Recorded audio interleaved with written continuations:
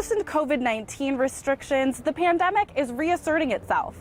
Now, local health officials tell me the increase in cases is due to a combination of reasons, including a new variant.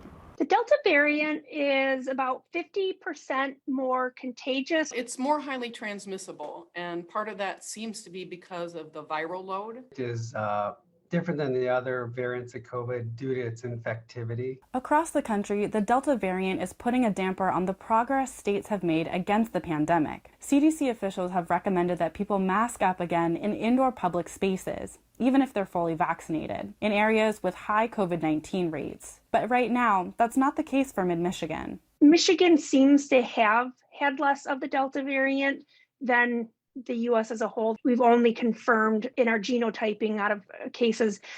Last report I had, there were 71 cases that were confirmed to be due to the Delta variant. So really just a small fraction, and it wouldn't take long for that to explode into much higher numbers. Michigan's COVID numbers are on the rise after hitting a low in June. There were 1,762 new COVID cases reported in the state over a 4-day period. The state's rolling average has also increased slightly from 332 cases on Friday to 437 as of Tuesday. Factors like loosening COVID restrictions, more frequent gatherings, and the state's failure to reach herd immunity are all factors contributing to the rise in cases. One thing to do is go look at where our numbers trended last year.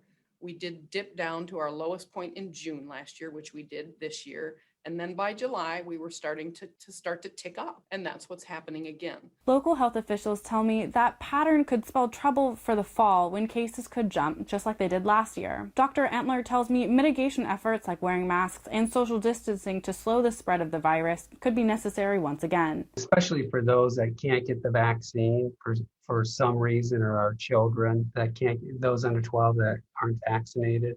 The CDC is recommending that all students and teachers mask up regardless of vaccination status. Now, Governor Gretchen Whitmer said this week she does not anticipate having to implement new pandemic orders.